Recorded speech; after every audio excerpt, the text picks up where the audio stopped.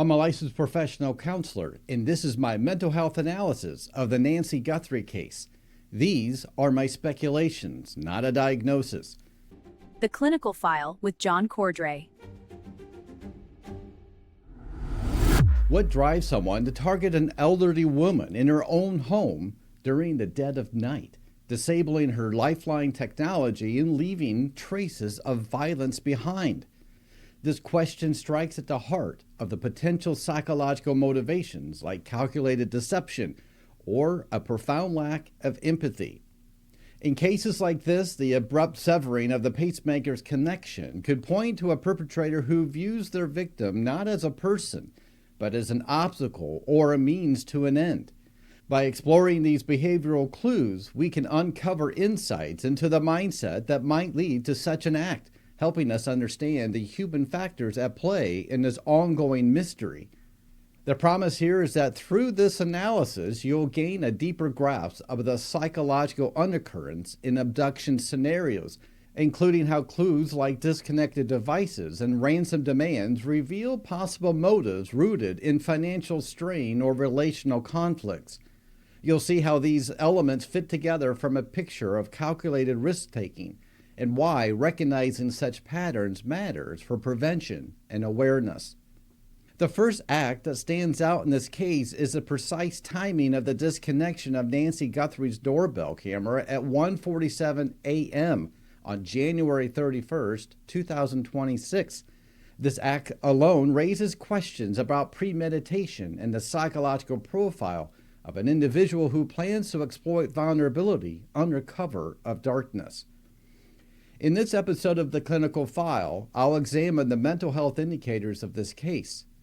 As of February 6, 2026, the search for Nancy Guthrie enters its sixth day with no suspects officially named, but authorities maintain hope that she is still alive and are urging anyone with information to come forward. The FBI has offered a $50,000 reward for details leading to her recovery or the arrest of those involved. Investigators have confirmed that an arrest has been made, which is related to an imposter ransom demand, highlighting the challenges of separating genuine leads from interference in high-profile cases. Nancy Guthrie, an 84-year-old resident of Catalina Foothills in Arizona, was last accounted for on the evening of January 30th, 2026. She had taken an Uber to her daughter's Annie's home for dinner around 5:30 p.m., a routine that speaks to her active and independent lifestyle despite her age. A family member dropped her off back at home at 9:48 p.m., and data shows the garage door opening and closing shortly after, indicating she entered safely. From a psychological perspective, this normalcy in her evening contrasts sharply with the chaos that followed, underscoring how abductions often prey on moments of perceived safety, which can amplify the trauma for both victim and family. The next key event occurred in the early hours of January 31st when her doorbell camera was disconnected at 1:47 a.m. This deliberate interference suggests a perpetrator who anticipated surveillance and took steps to evade it, a behavior that could indicate prior reconnaissance or familiarity with the property. Such planning might reflect a mindset driven by overconfidence, where the individual believes they can outmaneuver technology and authorities. Overconfidence remains one of the more reliable predictors of forensic difficulties in criminal act, as it often leads to overlooked details that later become crucial evidence. Motion was detected on another camera at 2:12 a.m., but no video footage has been recovered, adding to the intrigue of how the abductor navigated the scene. Then, at 2:28 a.m., Nancy's pacemaker app disconnected from her phone, a chilling detail that implies direct intervention with her medical device. In psychological terms, tampering with a life-sustaining tool like a pacemaker points to a callous disregard for human life, potentially linked to traits such as antisocial personality tendencies or acute desperation. This act creates a curiosity gap. Was it meant to hinder tracking, or does it reveal a perpetrator's impulsive escalation during the abduction? Nancy didn't attend her usual church service that morning, prompting her family to check on her. They discovered signs of disturbance, including blood on the front porch and patio, which DNA testing later confirmed it belonged to her. The family made a 911 call around noon on January 31st, reporting her missing and noting the blood evidence.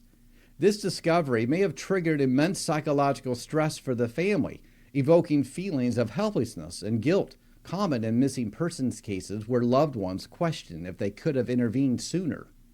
Authorities quickly designated the home as a crime scene, concluding that Nancy had been taken against her will. Her purse was left behind, further supporting the abduction theory, as it suggests she was removed suddenly without opportunity to gather belongings. From a mental health standpoint, the presence of blood indicates possible violence or struggle, which could stem from a perpetrator's frustration or poor impulse control under pressure. Events unfolded in a sequence that one might charitably describe as less than ideal for the perpetrator, given the trail of physical evidence left behind. As the investigation progressed into February, multiple media outlets received alleged ransom notes demanding millions in Bitcoin. These notes included specific details about Nancy's clothing and the home, raises questions about the sender's knowledge. The notes set a deadline of 5 p.m. on February 5th, which is a second deadline the following Monday. Authorities have taken these seriously but have not verified their authenticity, and the deadlines pass without reported resolution. Psychologically, sending the ransom demands to media rather than directly to the family could indicate a desire for attention or a flawed strategy born from inexperience. This approach might reflect narcissistic traits, where the perpetrator seeks validation through public spectacle, or it could stem from paranoia about direct contact. The fact that an arrest was made for an imposter ransom adds layers to the psychological dynamics, illustrating how high-profile cases attract individuals with their own mental health challenges, such as delusional thinking or optimistic exploitation. This is yet another reminder that confidence and competence don't always travel together in criminal endeavors. Family members, including Savannah Guthrie and her siblings, have issued emotional video pleas urging any captors to communicate. In one message, they stated that they are ready to listen, and in another, Nancy's son, Cameron, emphasized wanting to hear from those responsible. These pleas highlight the profound psychological toll on the family, which can manifest as anxiety, sleep disturbances, and hypervigilance.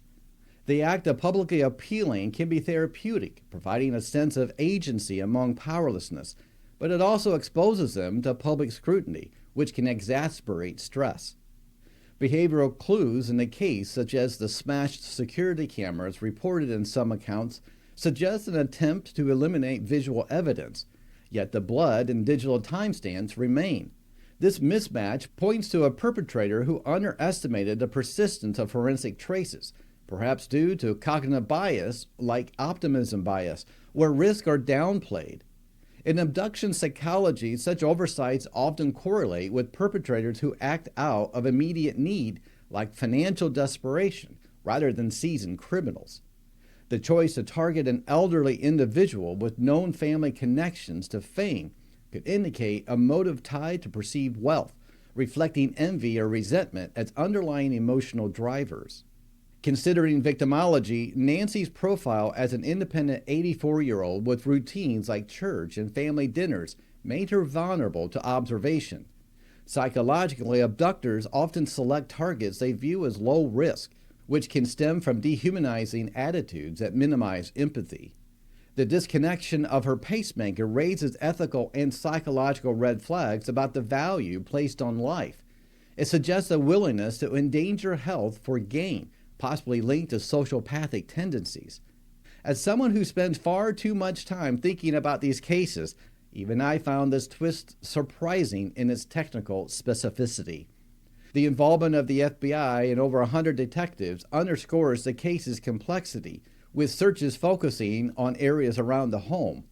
The decision to release the timeline publicly might aim to jog memories or pressure potential witnesses, a strategy that leverages social psychology principles like diffusion of responsibility reversal. No suspects have been named, maintaining the mystery's psychological grip on the public. Online rumors, including unverified claims about family involvement, demonstrate the harmful side of amateur sleuthing, which can lead to secondary victimization through misinformation. From a mental health lens, this rumor mill can intensify family trauma, fostering isolation and distrust. The abductor's method of disabling tech but leaving blood evidence appears to be another example of the timeless strategy of attempting to outsmart investigators who literally do this for a living. Piecing together the clues, the time disconnection, the blood, the ransom details, creates an aha moment when considering insider knowledge. The known specifics about the home and clothing imply close proximity or prior access, which psychologically can point to relational motives like unresolved conflicts or financial disputes within known circles. However, without official charges, these remain speculations. The psychological impact on Nancy herself, if alive, and we hope she is, would involve severe stress, potentially exacerbating health issues due to her age and missing medication. Abductions of elders often involve power dynamics, where the perpetrator seeks control to compensate for personal inadequacies. This case illustrates the classic mismatch between perceived cleverness and actual detectability, as digital footprints like the pacemaker data persist. Authorities believe that Nancy is still out there fosters hope, but the prolonged uncertainty can lead to chronic anxiety for the family. Therapeutic interventions such as counseling focused on resilience building would be crucial here. The reward offer taps into behavioral economics, incentivizing information from those who might otherwise stay silent due to fear or apathy. Psychologically, rewards can become bystander effects, encouraging pro-social actions. As the investigation continues, the lack of video, despite motion detection, hints at technical savvy, yet the overall execution left gaps. Humans continue to demonstrate remarkable creativity when explaining away inconvenient evidence, but in this instance, the evidence speaks volumes. The family's repeated pleas build emotional connection with the public, potentially aiding the case by increasing tips. From a mental health perspective, expressing vulnerability publicly can aid in processing grief, though it risks emotional exhaustion. The imposter arrest reveals how cases like this attract those with manipulative tendencies, underscoring the need for mental health resources in communities affected by crime. The abductor chose a rather distinctive method that didn't exactly lend itself to anonymity, given the media spotlight on Savannah's fame. This visibility might have been intentional, amplifying psychological pressure on the family for quicker compliance. Alternatively, it could indicate a poor judgment, a red flag for impulsive personality traits. Going deeper here, the nighttime exploits sleep vulnerability, a tactic that psychologically disorients victims and reduces resistance. In elderly abductions, this can heighten risk due to health fragilities, pointing to a perpetrator's potential indifference to consequences. The blood evidence suggests a struggle or injury, which might not have been planned, indicating escalation from stress or resistance. Such moments can reveal underlying anger issues or poor emotional regulation in the abductor. The ransom's demands use of Bitcoin reflects awareness of untraceable methods, but sending to media undermines that, perhaps due to thrill-seeking behavior. This contradiction creates an aha moment. Why publicize if keeping anonymous is key? It could stem from a need for power validation, a common trait in extortion psychology. The family's response for focusing on communication models healthy coping by prioritizing resolution over retaliation. As days pass without resolution, the psychological strain on investigators mounts too, with risk of burnout. Public updates help manage expectations, which draws on transparency to build trust. In analyzing motives here, financial gain seems prominent, but personal elements can't be ruled out. Desperation often fuels such acts linked to mental health crises like untreated depression or addiction. Prevention involves recognizing red flags like sudden behavioral changes in acquaintances. This case keeps my pattern recognition skills from getting rusty, highlighting how clues can interconnect. The pacemaker detail stands out as a modern twist, showing how technology intersects with crime psychology. Perpetrators adapting to tech might overestimate their invincibility, much like wearing a hat and sunglasses to avoid being detected. Spoiler alert, not very effective against forensics. The trail of evidence from blood to digital logs would make an even beginner detective's job unusually straightforward in hindsight, yet the mystery persists, urging us to consider the why behind the how. Speculating on abandonment issues or trauma in a potential perpetrator without specifics, we can note that kidnapping often roots in distorted detachment styles, seeking control where it was lacked. For victims' families, betrayal, if from known circles, amplifies trauma, leading to trust issues long term. The case's evolution with deadlines passing suggests possible bluffing, a tactic in deception psychology. The family's resilience and pleas demonstrates adaptive coping, a positive mental health indicator amid crisis. Ultimately, understanding these dynamics aids in empathy and preparedness. The psychological clues are all over this case. Disconnections from the pacemaker, blood, the ransoms, they all circle back to human vulnerability and the mind's darker capacities. This case hits home personally for me. I have a mom who is elderly as well, around the same age, a little bit older. I cannot imagine knowing that my mother, who has all these health issues, she has a pacemaker as well if she was abducted. I can't imagine as her son being able to see blood and evidence that someone took her on purpose, and all the wonderings and the thinkings that what could be happening to her. Is she still alive? Is she hurt? What's going on? Who took her? All these questions. And it's very, very tragic. Whether you're a celebrity like Savannah or not, this is a tragic case.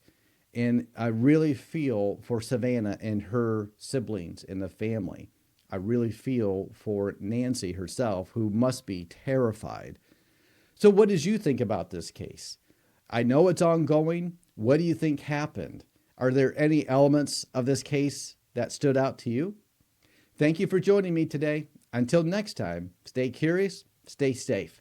Watch this next video. I think you'll like it.